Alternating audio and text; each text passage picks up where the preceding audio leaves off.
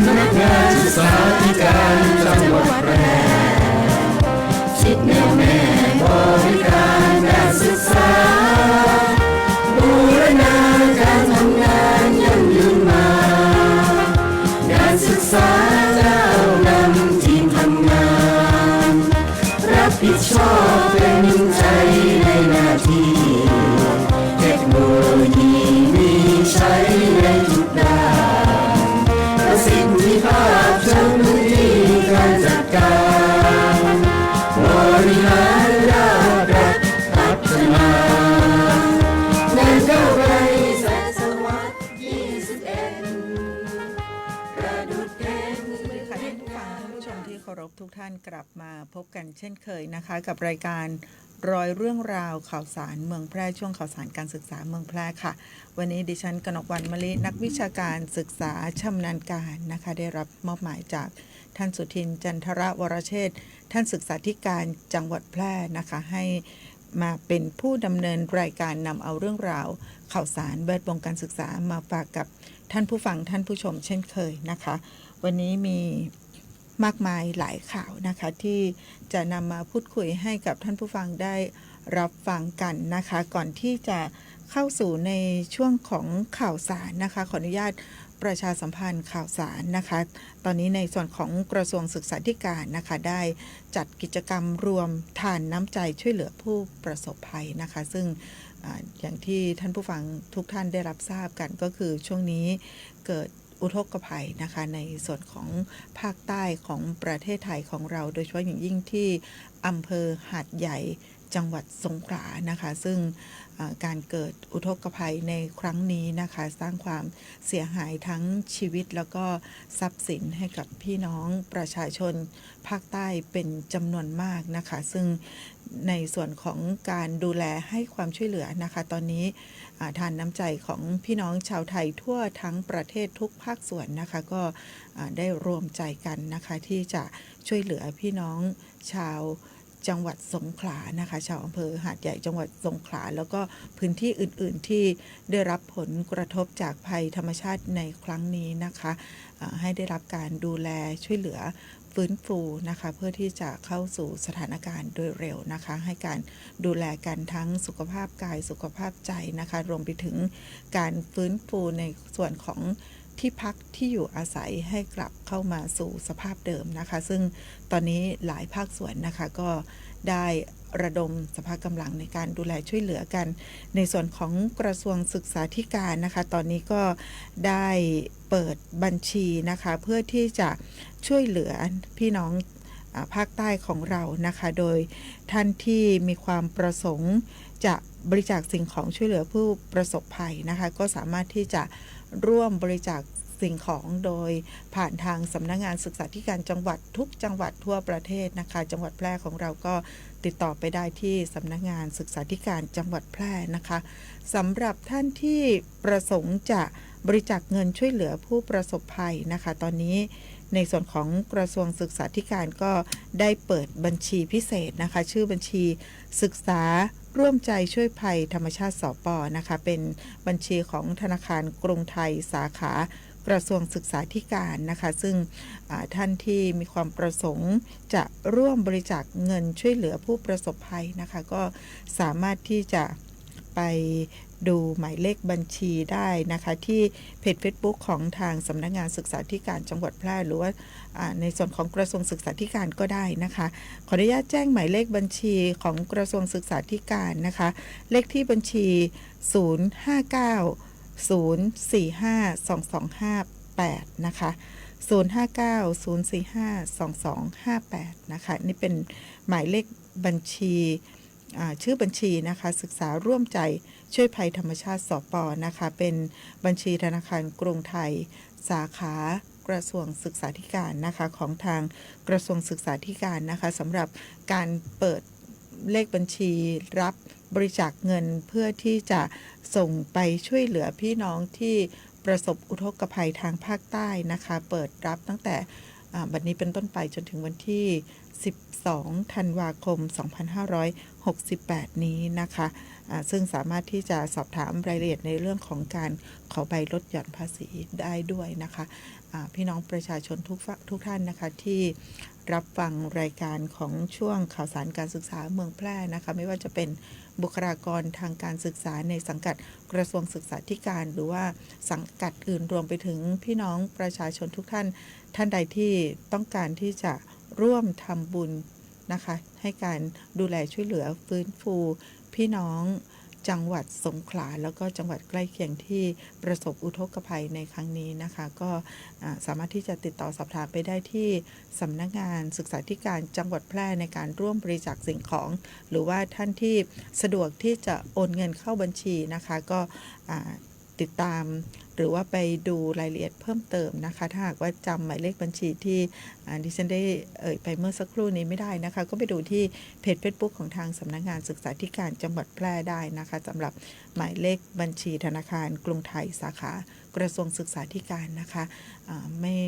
จำกัดในส่วนของจำนวนเงินที่จะร่วมกันทำบุญนะคะมีน้อยก็สมทบน้อยได้หมดนะคะโอนเข้าบัญชี10 บาท 20 บาท 100 บาทนะคะตาม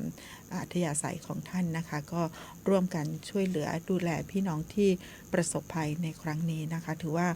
หนักหนาสาหัสมากๆนะคะสำหรับพี่น้องภาคใต้ที่ประสบอุทกภัยในช่วงนี้ค่ะขออนุญาตมาอีกข่าวหนึ่งนะคะเป็น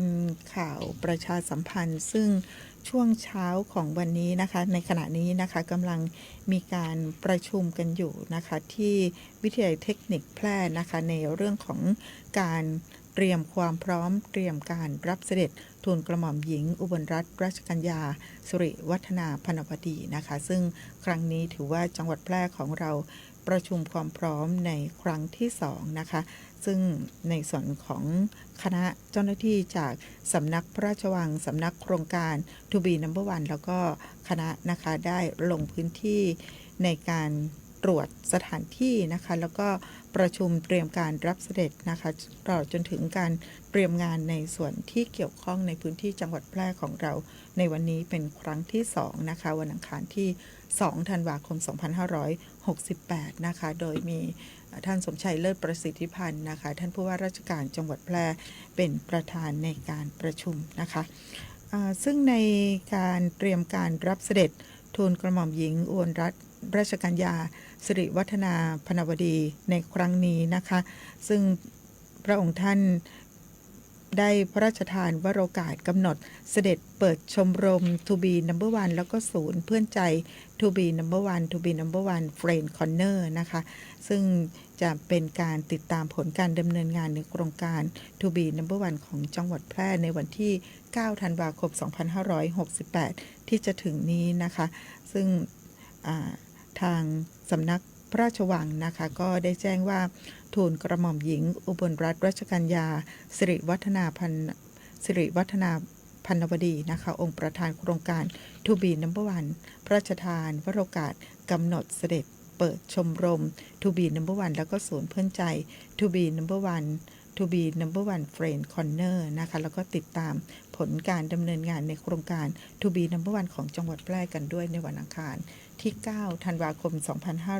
2568 ที่จะถึงนี้นะคะซึ่งในส่วนของพื้นที่ก็คือที่วิทยาลัยเทคนิคแพร่นะคะซึ่งในขณะนี้นะคะก็ได้มีการประชุมเตรียมความพร้อมกันอยู่ที่ห้องประชุมมเหศักดิ์ชั้น3ของทางวิทยาลัยเทคนิคแพร่นะคะสำหรับการติดตามความคืบหน้าของการเตรียมความพร้อมในครั้งนี้นะคะก็จะมีในส่วนของทบทวนกิจกรรมนะคะในการเตรียมความพร้อมในการรับเสด็จนะคะทั้งในส่วนของรายละเอียดแล้วก็รูปแบบของการจัดกิจกรรมในวาระโอกาสที่พระองค์เสด็จด้วยนะคะแล้วก็การเตรียมความพร้อมในส่วนของสำนักพระราชวังเตรียมความพร้อมด้านของพิธีการนะคะการตกแต่งสถานที่แล้วก็การจัดกิจกรรมต่างๆนะคะซึ่งมีบริษัทนะคะที่ดูแลในส่วนนี้อยู่รวมไปถึงการเตรียมความพร้อมในการจัดคอนเสิร์ตในส่วนของบริษัท GMM Grammy จำกัดรวมไปถึงการเตรียมความพร้อมในการรับเสด็จในส่วนของพื้นที่ ของจังหวัดแพร่ด้วยนะคะทั้งในเรื่องของถวายความปลอดภัยแล้วก็ความพร้อมในด้านพยาบาลนะคะในเรื่องของการจราจรเส้นทางเสด็จนะคะรวมไปถึงมาตรการการป้องกันการแพร่ระบาดของโรคติดเชื้อไวรัสโคโรนา 2019 กันด้วยนะคะอันนี้ก็เป็นในส่วนของวาระการประชุมในการเตรียมความพร้อมรับเสด็จทูลกระหม่อมหญิงอุบลรัตนราชกัญญาสิริวัฒนาพนวดีในวโอกาสที่เสด็จมาทรงติดตามผลการดำเนินงานโครงการ To Be Number One แล้วก็เยี่ยมสมาชิกรวมไปถึง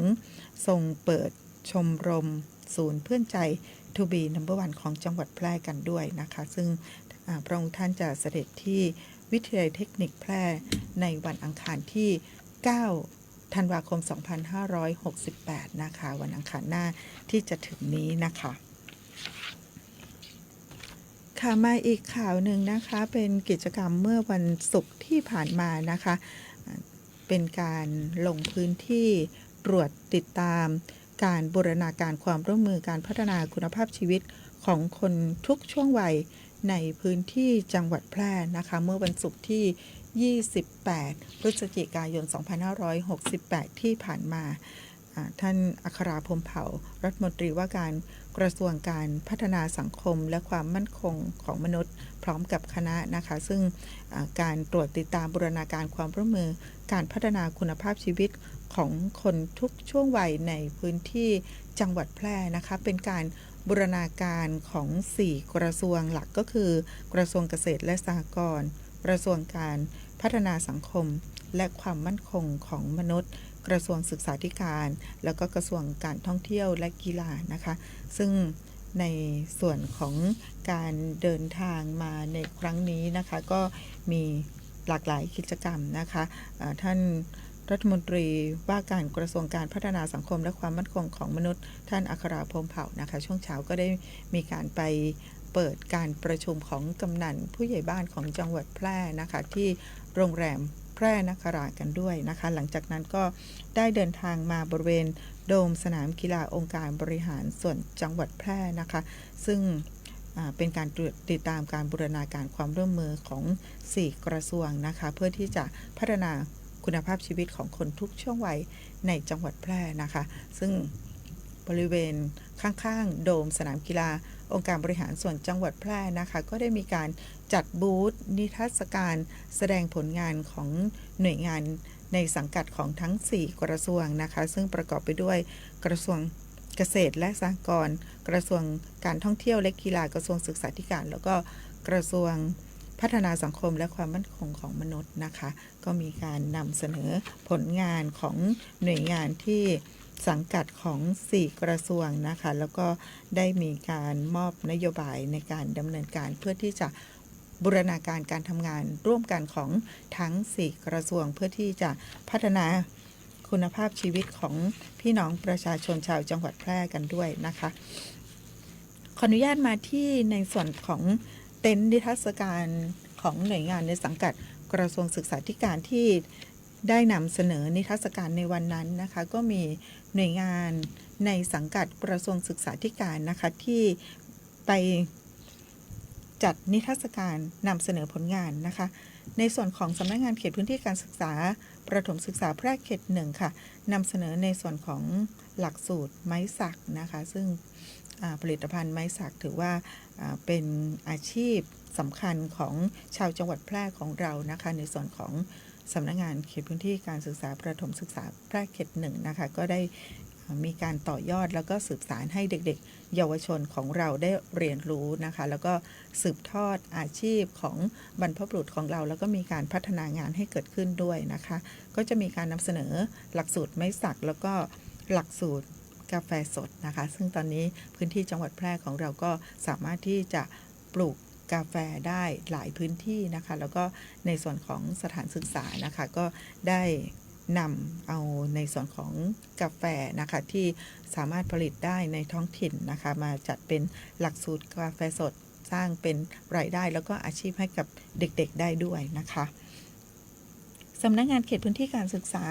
ประถมศึกษาแพร่เขต 2ค่ะนำเสนอในส่วนของหลักสูตรต้านทุจริตนะคะนำเสนอ ในส่วนของคัมภีร์ใบลานของวัดสูงเม่นนะคะสำนักงานเขตพื้นที่การศึกษา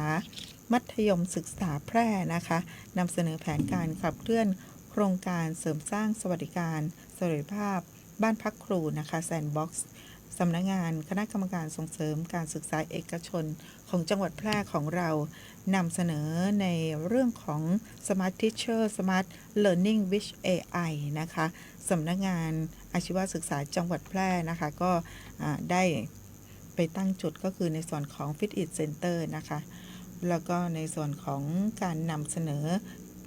ผลิตภัณฑ์ไม้สักนะคะมีการแปรรูปไม้สักนะคะเพื่อที่จะพัฒนาผลงานสร้างมูลค่าเพิ่มขึ้นให้กับผลิตภัณฑ์นะคะแล้วก็ในส่วนของสถานประกอบการนะคะที่มาบูรณาการกับสถานศึกษาในสังกัดอาชีวศึกษาในจังหวัดแพร่ด้วยค่ะนอกจากนั้นนะคะในส่วนของสำนักงานส่งเสริมการเรียนรู้ประจำจังหวัดแพร่นะคะก็ได้นำเสนอในส่วนของภูมิปัญญาสุ ขออภัยค่ะสำนักงานส่งเสริมการเรียนรู้ประจำจังหวัดแพร่นำเสนอภูมิปัญญาสุราการพื้นบ้านนะคะอาชีพดีมีงานทำหัตถกรรมจักสานแล้วก็หลักสูตรขนมไทยพื้นบ้านค่ะโรงเรียนในสังกัดสำนักงานบริหารการศึกษาพิเศษนะคะโรงเรียนราชประชานุเคราะห์25จังหวัดแพร่โรงเรียนแพร่ปัญญานุกูลจังหวัดแพร่นำเสนอในส่วนของโครงการเสริมสร้างทักษะอาชีพนะคะส่วนในส่วนของศูนย์การศึกษาพิเศษประจำจังหวัดแพร่ก็นำเสนอการให้บริการช่วยเหลือระยะแรกเริ่มแล้วก็การให้บริการศูนย์การเรียนในโรงพยาบาลซึ่งในส่วนของศูนย์การศึกษาพิเศษประจำจังหวัดแพร่ก็ดูแลในส่วนของเด็กเยาวชนนะคะที่มีปัญหาทั้งสุขภาพกายแล้วก็สุขภาพจิตด้วยนะคะในส่วนของกระทรวงศึกษาธิการนะคะนำโดยท่านบุญสิงห์วรินทร์รักษ์ค่ะที่ปรึกษารัฐมนตรีว่าการกระทรวงศึกษาธิการนะคะท่านก็ได้ลงพื้นที่มอบนโยบายนะคะแล้วก็ตรวจติดตามทั้งในส่วนของการบูรณาการของ4กระทรวงนะคะเพื่อที่จะสร้างศูนย์ร่วมสุขทุกช่วงวัยแล้วก็ในส่วนของการเตือนภัยเรื่องภัยหนาวคุณภาพชีวิตการศึกษาคุณภาพชีวิตการพัฒนาการท่องเที่ยวแบบวิถีชีวิตแล้วก็ชุมชนด้วยนะคะท่านได้ลงพื้นที่ตรวจเยี่ยมนะคะที่โรงเรียนวัดเมธังกรวาสนะคะซึ่งในส่วนของท่านประเสริฐศักดิ์เหินไทยสงฆ์นะคะผู้อำนวยการสำนักงานเขตพื้นที่การศึกษาประถมศึกษาแพร่เขต 1แล้วก็ท่านปรีชาชาญอินทรชิตผู้อำนวยการโรงเรียนวัดเมธังกรวาสเทศรัฐราชนุกูลก็ได้นำเสนอนะคะในส่วนของการดำเนินการตามนโยบายของกระทรวงศึกษาธิการนะคะมีประเด็นหลักๆดังนี้ก็คือ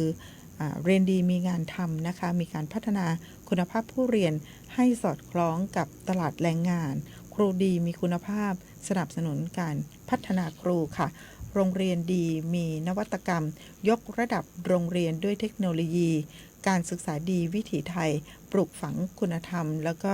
ทักษะชีวิตนะคะหลังจากนั้นคณะของที่ปรึกษารัฐมนตรีว่าการกระทรวงศึกษาธิการท่านบุญสิงห์วรินทร์รักษ์พร้อมกับคณะนะคะก็ได้เดินทางไปที่วิทยาลัยเทคนิคแพร่นะคะเพื่อที่จะมอบนโยบายนะคะแล้วก็รับฟังปัญหาในระดับพื้นที่จังหวัดแพร่นะคะซึ่ง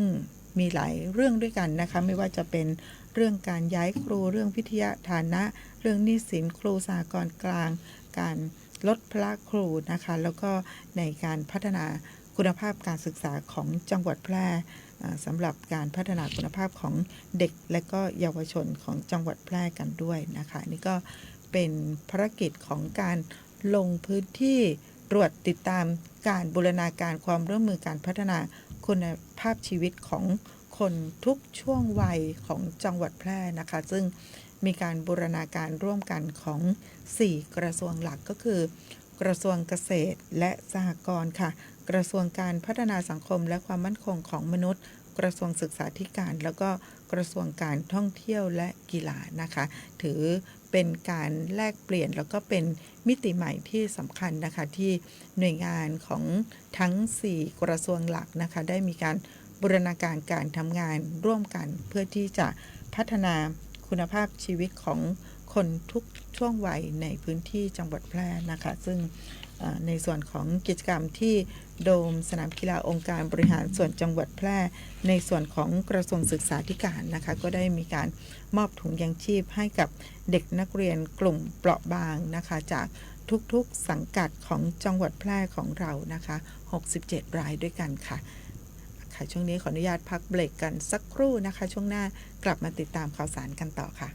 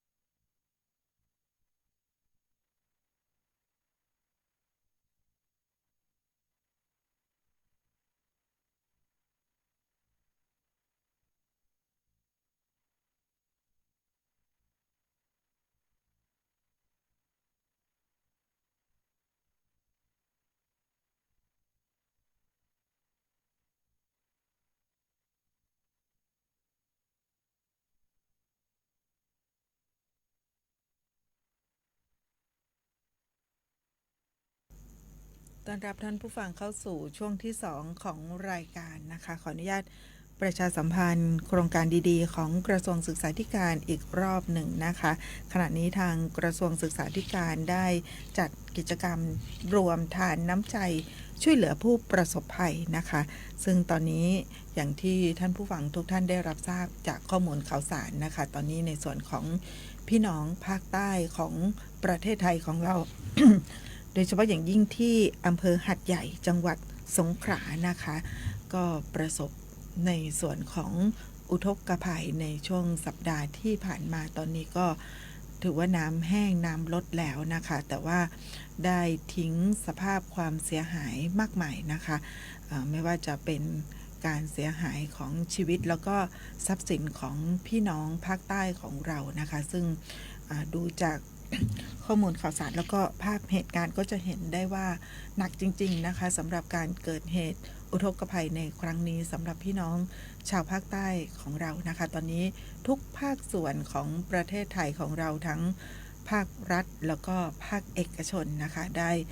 ระดมสรรพกำลังกันนะคะเพื่อที่จะดูแลแล้วก็ช่วยเหลือพี่น้องของเราทางภาคใต้นะคะเพื่อที่จะให้ผ่านพ้นภัยพิบัติในครั้งนี้แล้วก็ฟื้นฟูในส่วนของสถานที่ราชการบ้านเรือนต่างๆเข้าสู่สภาพเดิมให้พี่น้องได้เข้าพักอาศัยแล้วก็เริ่มต้นชีวิตใหม่กันได้เหมือนเดิมนะคะซึ่งในตอนนี้นะคะในส่วนของกระทรวงศึกษาธิการก็ได้จัดกิจกรรมรวมทานน้ำใจช่วยเหลือผู้ประสบภัยขึ้นนะคะสำหรับผู้ที่ประสงค์จะบริจาคนะคะไม่ว่าจะเป็นข้าวของสิ่งของเครื่องใช้ต่างๆนะคะก็ติดต่อให้ความช่วยเหลือผู้ประสบภัยกันได้ที่สำนักงานศึกษาธิการจังหวัดทุกจังหวัดนะคะท่านที่ติดตามรับชมรับฟังทางสวทแพร่แห่งนี้นะคะจังหวัดใกล้เคียงที่ได้ยินการประชาสัมพันธ์ข่าวสารของในช่วงข่าวสารการศึกษาจังหวัดแพร่นะคะท่านสามารถที่จะไปติดต่อสอบถามแล้วก็บริจาคข้าวของเครื่องใช้ผ่านในส่วนของสำนักงานศึกษาธิการจังหวัดทุกๆจังหวัดได้นะคะในส่วนของพี่น้องประชาชนชาวจังหวัดแพร่ก็ติดต่อสอบถามไปได้ที่สำนักงานศึกษาธิการจังหวัดแพร่ค่ะสำหรับท่านที่สะดวกนะคะจะบริจาคเงินช่วยเหลือผู้ประสบภัยนะคะตอนนี้กระทรวงศึกษาธิการก็ได้เปิดบัญชีศึกษาร่วมใจช่วยภัยธรรมชาติสป.นะคะเป็นบัญชีธนาคารกรุงไทยสาขากระทรวงศึกษาธิการนะคะซึ่งเปิดรับบริจาคไปจนถึงวันที่12 ขออภัยค่ะบริจาคได้จนถึงวันที่12ธันวาคม2568นี้นะคะหมายเลขบัญชีธนาคารนะคะ059-045-2258ค่ะหมายเลขบัญชีธนาคารกรุงไทยสาขากระทรวงศึกษาธิการนะคะ059-045-2258ค่ะชื่อบัญชีศึกษาร่วมใจช่วยภัยธรรมชาติสป.นะคะก็ร่วมทำบุญช่วยเหลือพี่น้องของเราที่ประสบภัยธรรมชาติในครั้งนี้ให้ผ่านพ้นไปได้ด้วยดีนะคะก็ตามกำลังของท่านค่ะไม่จำกัดว่าจะต้องเป็นจำนวนมากน้อยอย่างไรนะคะ10 บาท 20 บาท 100 บาทหรือว่าตามที่ท่านมีกำลังศรัทธานะคะได้ตามอัธยาศัยนะคะตอนนี้กระทรวงศึกษาธิการได้เปิดบัญชีเพื่อที่จะให้ทุกท่านได้ร่วมบริจาคกันได้นะคะที่บัญชีศึกษาร่วมใจช่วยภัยธรรมชาติสป.นะคะธนาคารกรุงไทยสาขากระทรวงศึกษาธิการค่ะขออนุญาตย้ำเลขที่บัญชีอีกครั้งหนึ่งนะคะ059-045-2258ค่ะ059-045-2258ค่ะศึกษาร่วมใจช่วยภัยธรรมชาติสป.ธนาคารกรุงไทยสาขา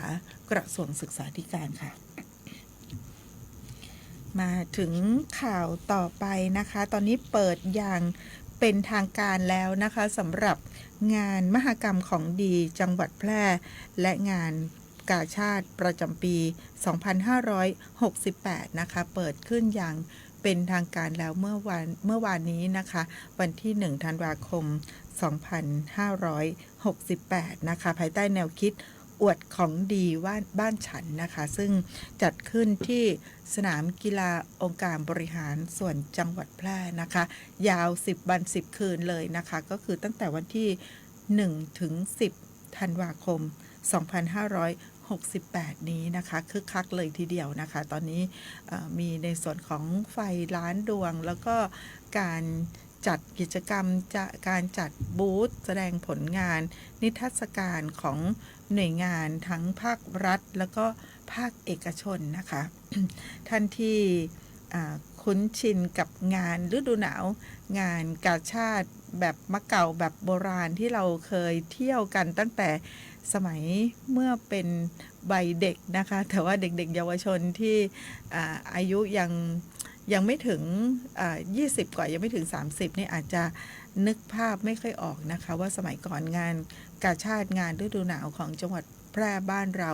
มีรูปร่างหน้าตาอย่างไรนะคะภาพใบเด็กตอนที่เด็กเล็กมากๆก็อาจจะนึกไม่ถึงนะคะก็ถือว่าเป็นการย้อนยุค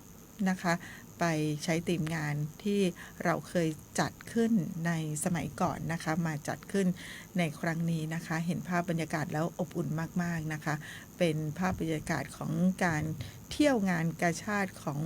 คนทุกช่วงวัยมากันแบบครอบครัวเลยทีเดียวนะคะจุงลูกจุงหลานแล้วก็บรรยากาศดีมากๆนะคะก็ไปเที่ยวกันได้ทุกวันนะคะตั้งแต่วันที่1 ถึง 10 ธันวาคม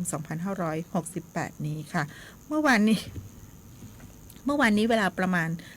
19:30 นาทีค่ะท่านผู้ว่าราชการจังหวัดแพร่ท่านสมชัยเลิศประสิทธิพันธ์นะคะท่านก็ได้เปิดงานมหกรรมของดีจังหวัดแพร่และงานกาชาดประจำปี 2568 นะคะที่บริเวณเวทีกลางนะคะบริเวณโดมสนามกีฬาองค์การบริหารส่วนจังหวัดแพร่นะคะเมื่อวานนี้ก็ได้รับเกียรติจาก ท่านพี่น้องประชาชนหน่วยงานทั้งภาครัฐแล้วก็ภาคเอกชนนะคะผู้ใหญ่ใจดีของจังหวัดแพร่ไปร่วมเปิดงานกันอย่างคับข้างเลยทีเดียวนะคะเวทีสวยมากๆนะเป็นการจำลองในส่วนของคุ้มเจ้าหลวงนะคะมาเป็นแบ็กกราวด์ของเวทีกลางที่โดมสนามกีฬาองค์การบริหารส่วนจังหวัดแพร่นะคะซึ่งในส่วนของเวทีกลางโดมสนามกีฬาองค์การบริหารส่วนจังหวัดแพร่ทั้ง10 คืนนี้นะคะก็จะมีหน่วยงานที่รับเป็นเจ้าภาพนะคะในการจัดกิจกรรมผลัดเปลี่ยนหมุนเวียนกันไปนะคะเมื่อวานนี้ในส่วนของสำนักงานศึกษาธิการจังหวัดแพร่ท่านสุทินจันทรวรเชษฐ์ท่านก็ได้มอบหมายให้ท่านรองพิทักษ์กาวิวลนะคะ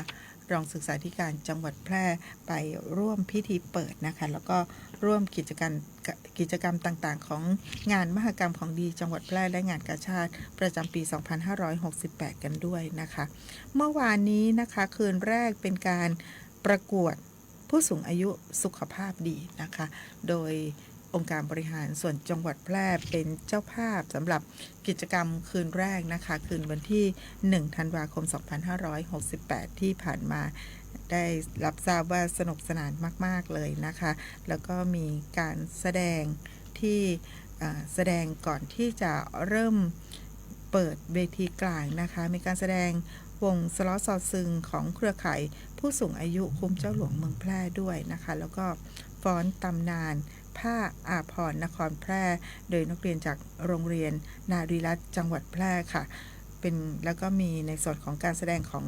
นักเรียนในสังกัดองค์การบริหารส่วนจังหวัดแพร่การ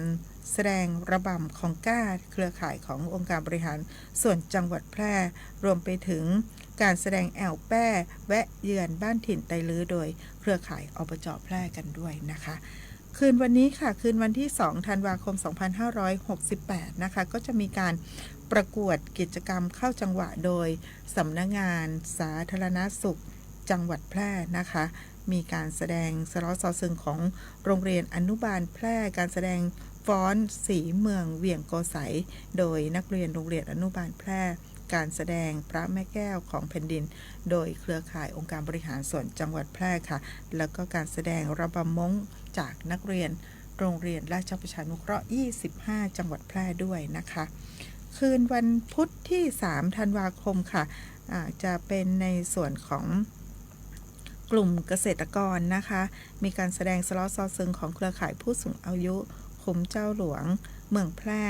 แล้วก็การแสดงฟ้อนเจิงตบมะผาบฟ้อนดาบเวียงสองนะคะโดยองค์การบริหารส่วนตำบลบ้านกลางฟ้อนรำมนรักหนองม่วงไข่นะคะโดยที่ทำการปกครองอำเภอหนองม่วงไข่การแสดงนาฏศิลป์จากวิทยาลัยอาชีวศึกษาแพร่การแสดงมะฮ่อมเมืองแพร่โดยกลุ่มสืบสานวัฒนธรรมเวียงโกไสนะคะการแสดงเพลงพระราชนิพนธ์และเพลงลูกกรุงโดยนักเรียนโรงเรียนพิทยาลัยจังหวัดแพร่แล้วก็วงกาสลองนะคะโดยทางสำนักงานเกษตรและสหกรณ์จังหวัดแพร่ค่ะอันนี้เป็นคืนนี้นะคะขออภัยค่ะคืนวันพรุ่งนี้ค่ะคืนวันที่3ธันวาคมมาที่คืนวันที่4ธันวาคมกันบ้างนะคะกลุ่มเยาวชนนะคะรับผิดชอบโดยหน่วยงานทางการศึกษาของจังหวัดแพร่ของเรานะคะนำโดยสำนักงานศึกษาธิการจังหวัดแพร่ค่ะสำนักงานเขตพื้นที่การศึกษาประถมศึกษาแพร่เขต1เขต2สำนักงานเขตพื้นที่การศึกษามัธยมศึกษาแพร่สำนักงานส่งเสริมการเรียนรู้ประจำจังหวัดแพร่ในส่วนของสถานศึกษาสังกัดเอกชนนะคะสถานศึกษาสังกัดสำนักบริหารงานการศึกษาพิเศษสังกัดองค์การบริหารส่วนจังหวัดแพร่สังกัดเทศบาลเมืองแพร่สังกัดสำนักงานอาชีวศึกษาจังหวัดแพร่รวมไปถึงสังกัดกระทรวงการอุดมศึกษาวิทยาศาสตร์วิจัยและนวัตกรรมด้วยนะคะร่วมแรงร่วมใจกันจัดกิจกรรมในคืนวันที่4ธันวาคม2568นี้นะคะเป็นการประกวดร้องเพลงลูกทุ่งของเด็กและก็เยาวชนนะคะซึ่งจะเริ่มเปิดเวทีกันตั้งแต่เวลาประมาณ 17 นาฬิกานะคะก็มีการแสดงวงดนตรีโฟกซองคำเมืองนะคะจากโรงเรียนอนุบาลแพร่ค่ะการแสดงสืบสานวัฒนธรรมประเพณีนะคะโดยโรงเรียนเด่นชัยประชานุกูลสังกัดสปป.แพร่เขต2นะคะการแสดงลานกลองปูจาหัวดาควาตาลสืบสารประเพณีนะคะจากโรงเรียนเด่นชัยประชานุกูลอำเภอเด่นชัยจังหวัดแพร่นะคะขออภัยด้วยนะคะสำหรับชื่อชุดการแสดงนะคะก็คือห้ำดาควาตาลนะคะห้ำดาควาตาลสืบสารประเพณีของโรงเรียนเด่นชัยประชานุกูลนะคะก็เริ่มเปิดเวทีตั้งแต่เวลาประมาณ 17 นาฬิกานะคะก็มีการแสดงวงดนตรีโฟกซองของอนุบาลแพร่สังกัดสพป.แพร่เขต1การแสดงสืบสารวัฒนธรรมประเพณีของโรงเรียนเด่นชัยประชานุกูลนะคะแล้วก็การแสดงฟ้อนขันบายสีน้อมกราบถวายอาลัยพระพันปีหลวงนะคะโดยสภาวัฒนธรรมอำเภอเมืองแพร่นะคะการแสดงนาฏศิลป์ของอำเภอสูงเม่นนะคะแล้วก็เป็นการประกวดร้องเพลงเด็กและเยาวชนจากหน่วยงานทางการศึกษาทุกสังกัดของจังหวัดแพร่นะคะที่ได้คัดเลือกนะคะส่งเด็กนักเรียนเข้าประกวดร้องเพลงในครั้งนี้ทั้งหมด10หน่วยงาน10รายด้วยกันนะคะก็ร่วมไปเป็นกำลังใจให้กับเด็กๆลูกๆของเราด้วยนะคะสำหรับคืนวันที่4ธันวาคม2568นี้นะคะสำหรับในส่วนของกิจกรรมบริเวณโดมของสนามกีฬาองค์การบริหารส่วนจังหวัดแพร่บริเวณเวทีกลางนะคะนอกจากบนเวทีจะมีการแสดงบนเวทีแล้วก็การประกวดในส่วนของการร้องเพลงลูกทุ่งของเด็กแล้วก็เยาวชนแล้วนะคะตรงบริเวณของโดมนะคะก็จะมีการจัดแสดงในส่วนของสินค้านะคะของสถานศึกษาในแต่ละ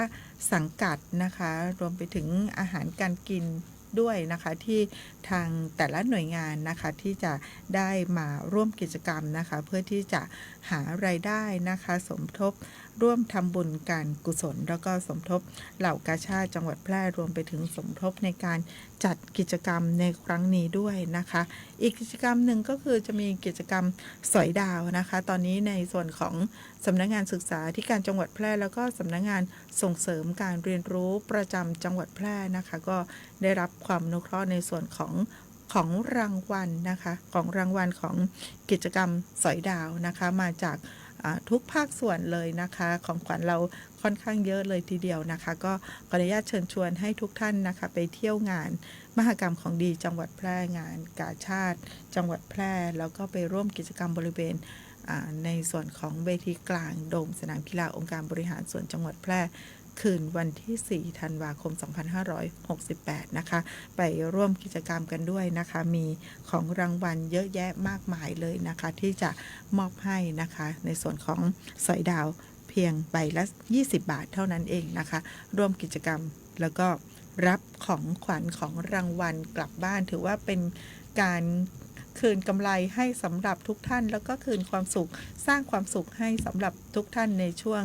ส่งท้ายปีเก่าต้อนรับปีใหม่นี้นะคะกิจกรรมดีๆที่ทางหน่วยงานทางการศึกษาจังหวัดแพร่จัดให้กับพี่น้องประชาชนชาวจังหวัดแพร่ทุกท่านในคืนวันที่ 4 ธันวาคม